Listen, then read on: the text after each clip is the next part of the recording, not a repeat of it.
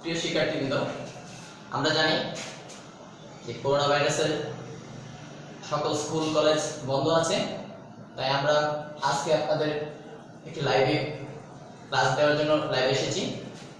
আমরা আজকে আলোচনা করব বাংলা দ্বিতীয় নবম দশম শ্রেণী প্রথম অধ্যায় দ্বিতীয় পরিচ্ছেদ। আজকের আলোচনার টপিক বাংলা ব্যাকরণ ও এর আলোচ্য বিষয়। আমরা বাংলা ব্যাকরণ বলতে বুঝি যে পুস্তক পাঠ করিলে বাংলা ভাষাকে শুদ্ধরূপে লিখতে, বলতে ও পড়তে পারা যায় তাকে বাংলা ব্যাকরণ বলে। এই বাংলা ব্যাকরণ প্রথম ইংরেজিতে রচনা করেন উইলিয়াম কেরি। তার পরবর্তীতে বাংলায় প্রথম রচনা করেন রাজা রামমোহন রায়। এই বাংলা ব্যাকরণকে ভাষা সংবিধানও বলা হয়ে থাকে। এই ব্যাকরণকে যদি আমরা ব্যাকরণ অর্থটা ব্যুৎপত্তিগত অর্থটা হচ্ছে ব্যাকরণ ব্যুৎপত্তিগত অর্থ হচ্ছে বিশেষভাবে বিশ্লেষণ। আর ব্যাকরণকে যদি আমরা বিশ্লেষণ করি আমরা দেখতে পাবো বি যোগ আ যোগ প্রি যোগ অন। আমরা ব্যাকরণকে বিশ্লেষণ করলে দেখতে পাবো বি যোগ আ যোগ প্রি যোগ অন। প্রতিটা ভাষারই চারটি মূল অংশ থাকে বা মৌলিক অংশ থাকে। আমরা যদি সেই অংশগুলো বলতে চাই, চারটি মৌলিক অংশ, প্রথমটা ধ্বনি, তারপরটা শব্দ, বাক্য, তারপরটা অর্থ। তো আমাদের এই বাংলা ব্যাকরণে নবম দশম শ্রেণীতে বাংলা ব্যাকরণে 32টি পরিচ্ছেদ আছে। এই 32টি পরিচ্ছেদ সুন্দরভাবে চারটি অংশে আলোচনা করা হয়েছে। আজকে আমরা সেই আলোচনাটাই করব বাংলা ব্যাকরণের আলোচ্য বিষয়। তো বাংলা ব্যাকরণের আলোচ্য বিষয় চারটি।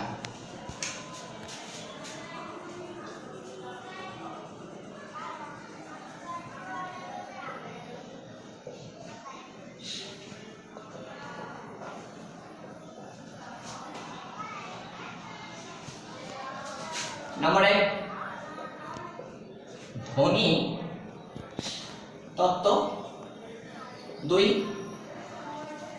শব্দ তত্ত্ব, ভাব রূপ তত্ত্ব, 3 বাক্য তত্ত্ব, ভাব পদ ক্রম,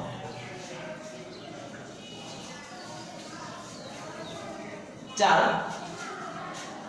অর্থতত্ত্ব। তো আমরা এই ধ্বনিতত্ত্বের ইংরেজিটা জেনে নিতে চাই। ধ্বনিতত্ত্বের ইংরেজিটা হচ্ছে ফোনোলজি। শব্দতত্ত্ব বা রূপতত্ত্বের ইংরেজিটা হচ্ছে মরফোলজি। বাক্যতত্ত্ব বা পদক্রমের ইংরেজিটা হচ্ছে সিনট্যাক্স এবং অর্থতত্ত্ব হচ্ছে সেমেন্টিক্স। তো এছাড়াও আরেকটি আলোচ্য বিষয় থাকে যেটি আমাদের এই চারটির ভিতরে অন্তর্ভুক্ত নয়, সেটা হচ্ছে যে লেক্সিকোগ্রাফি, ইংরেজিতে বলা হয় অভিধান তত্ত্ব। তো আসলে প্রশ্নগুলো কিভাবে আসে সেটা আমাদের জানতে হবে। প্রশ্নগুলো আসবে এই চারটি অংশ। আমাদের বাংলা ব্যাকরণটাকে যেহেতু আলোচনা করা হয়েছে, এই চারটি অংশে কোন কোন অংশগুলো থাকে সেইগুলো প্রশ্নে আসে। আমাদের প্রশ্নগুলো আসবে যে ধ্বনিতত্ত্বের আলোচ্য বিষয় কোনগুলো, শব্দতত্ত্ব বা রূপতত্ত্বের আলোচ্য বিষয় কোনগুলো, বাক্যতত্ত্ব বা পদক্রমের আলোচ্য বিষয় কোনগুলো।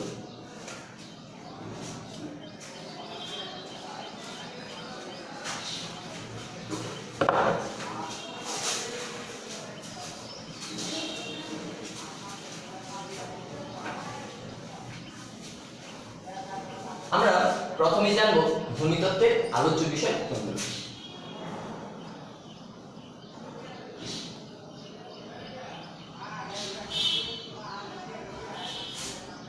আমরা খুব সহজে জানতে চাই ধ্বনিতত্ত্বের আলোচ্য বিষয়গুলো। আমরা গদবাঁধা বইয়ের নিয়মে পড়তে চাই না, যে অনেকগুলো মুখস্থ করে না করে আমরা যদি একটু শর্ট ভাবে যদি আপনাদের দিতে পারি তাহলে মনে হয় আপনাদের শিখতেও সুবিধা হবে। আমরা একটা বাক্য লিখছি, আপনি যদি সেই বাক্যটা মনে রাখতে পারেন তাহলেই আমরা এই ধ্বনিতত্ত্বের আলোচ্য বিষয় থেকে বের হয়ে যেতে পারব। ধ্বনি নব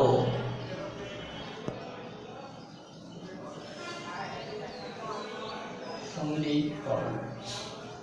আমরা এখানে লিখেছি ধ্বনি ন ও স এর সাথে সন্ধিকরণ। আমরা ধ্বনির লিখিত রূপকে বলি বর্ণ। আমরা এই নতে বোঝাবো নত, সতে বোঝাবো সত্য বিধান, আর সন্ধি সন্ধি। তো এই ধ্বনির তত্ত্বের আলোচ্য বিষয়গুলো হচ্ছে ধ্বনি, বর্ণ, নতবিধান, শতবিধান আর সন্ধি। ধ্বনির তত্ত্বের ধ্বনি সম্পর্কিত যে আলোচ্য বিষয় পাবেন সবগুলোই ধ্বনি তত্ত্বের আলোচ্য বিষয়। এরপরে আমরা করবো বর্ণ, নতবিধান, শতবিধান আর সন্ধি। তারপর আমরা শব্দ বাক্য তত্ত্বের আলোচ্য বিষয়গুলো আপনাদের সামনে তুলে ধরবো।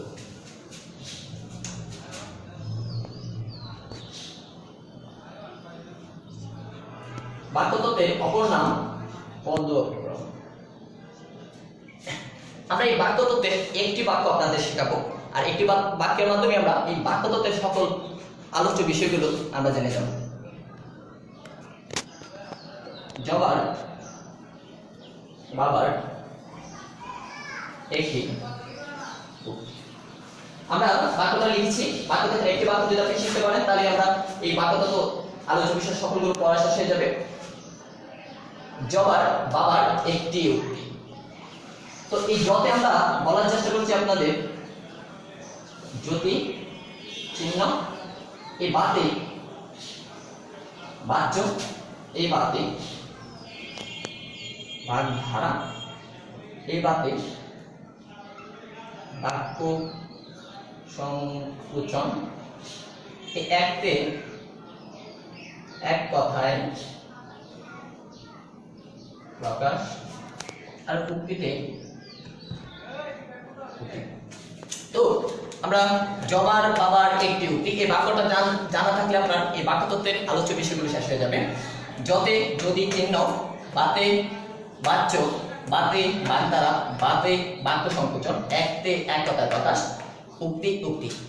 এই অংশগুলো বাক্যতত্ত্ব বা পদক্রমের আলোচ্য বিষয়, বা এই অংশগুলো বাক্যতত্ত্ব বা পদক্রমে আলোচনা করা হয়। এরপরে আপনাদের আমরা দেখাবো অর্থতত্ত্বের আলোচ্য বিষয়গুলো।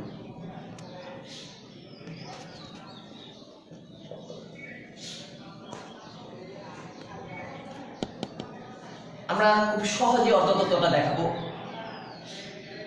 যে শব্দে অর্থ পাওয়া যাবে, যে শব্দ অর্থ পাওয়া যাবে সেইগুলোই অর্থ তত্ত্বের আলোচ্য বিষয়। তো যে শব্দগুলোতে আমরা অর্থ পাবো সেই শব্দগুলোকে আমরা বলবো অর্থতত্ত্বের আলোচ্য বিষয়। যেমন আমরা বলতে পারি বিপরীতার্থ, সমার্থ, গৌণার্থ, মুখ্যার্থ। আর আমরা বলছি না, আপনি যদি একটু দেখেন, আপনারা যদি দেখেন প্রিয় শিক্ষার্থী, কিন্তু দেখেন বিপরীতার্থ আপনি কি অর্থ শব্দটা পাচ্ছেন, সমার্থ এখানে কি অর্থ শব্দটা পাচ্ছেন, গৌণার্থ অর্থ শব্দটা পাচ্ছেন, মুখ্যার্থ অর্থ শব্দটা পাচ্ছেন। তাহলে এই বিষয়গুলো যেগুলো শেষে আমরা অর্থ পাবো সেইগুলোই আমরা আমাদের অর্থতত্ত্বের আলোচ্য বিষয়। তাহলে আমাদের আমরা এখন পর্যন্ত শিখতে পেলাম ধ্বনিতত্ত্ব, বাক্যতত্ত্ব আর অর্থতত্ত্ব। তাহলে আমার হাতে বাকি আছে শব্দতত্ত্ব বা রূপতত্ত্বের আলোচ্য বিষয়গুলো।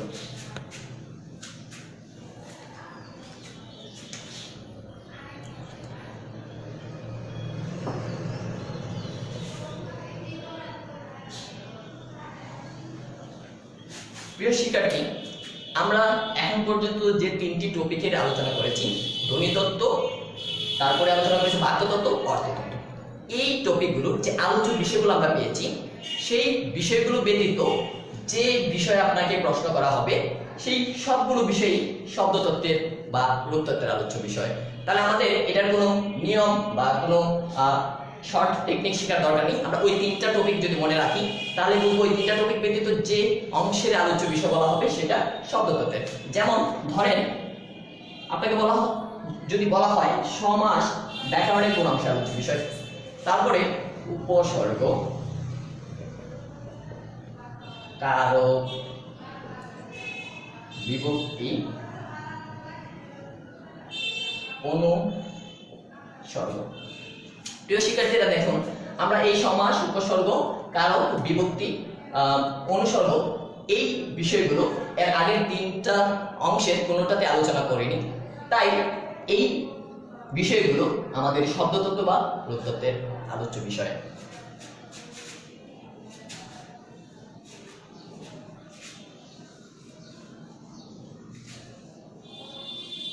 আমরা এবার আপনাদের সাথে আলোচনা করব প্রকৃতি ও প্রত্যয় নিয়ে।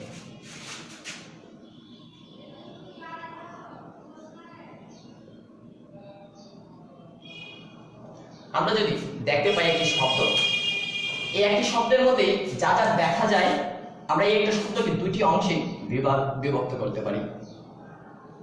একটি প্রকৃতি, অপরটি প্রত্যয়। এই প্রকৃতিকে আবার আমরা 2টি অংশে বিভক্ত করতে পারি।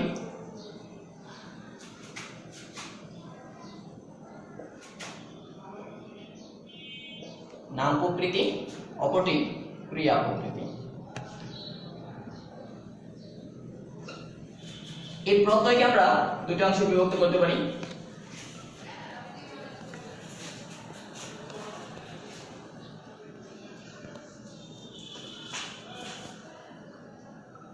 তদ্বিদ ও কৃত।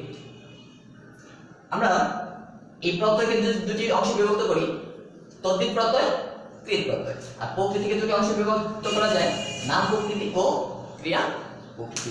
চলুন আমরা এটার একদম মূল আলোচনায় ফিরি।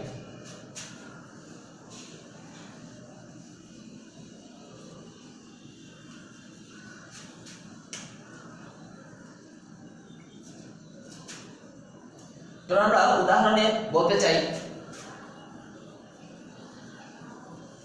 হাতল।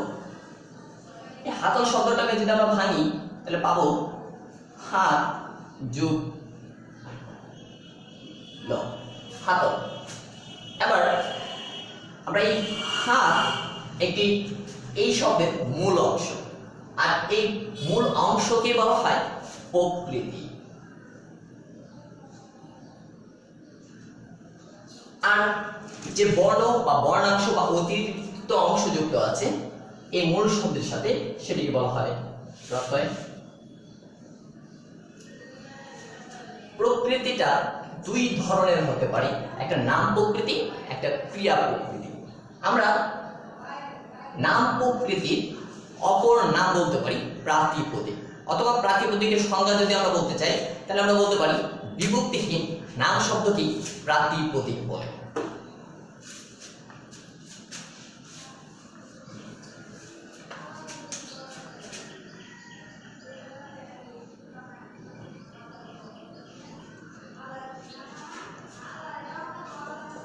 আমরা 2টি শব্দ লিখতে চাচ্ছি, একটি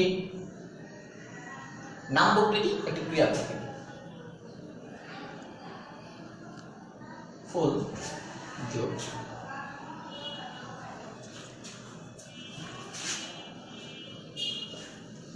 ফুল যোগ এল,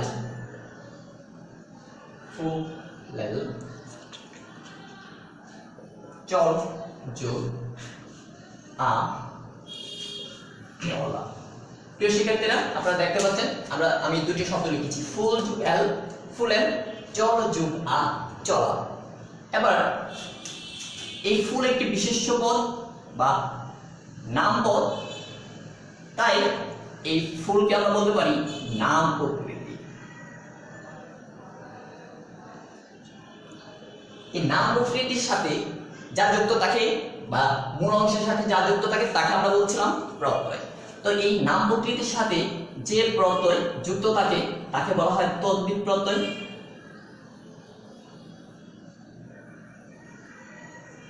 আর নাম প্রকৃতির সাথে তদ্বির প্রত্যয় যুক্ত হয়ে যে শব্দ গঠিত হয় সেই শব্দকে বলা হয় তদ্বিতান্ত শব্দ। আমরা এই চল দেখতে পাচ্ছি একটা ক্রিয়াপদ, এই চলকে বলা হবে ক্রিয়া প্রকৃতি। ক্রিয়া প্রকৃতির সাথে যে প্রত্যয় যুক্ত থাকে তাকে বলা হয় কৃত প্রত্যয়।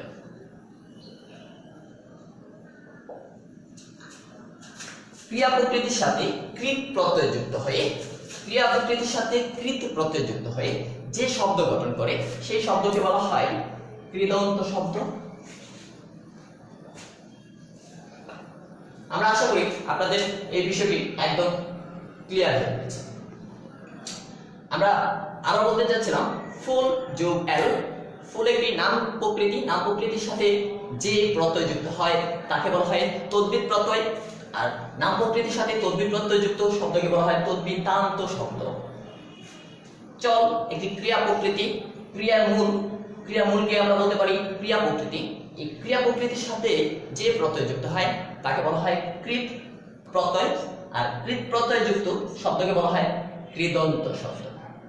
প্রিয় শিক্ষার্থী, আজকের আলোচনা এখানে আমরা শেষ করছি।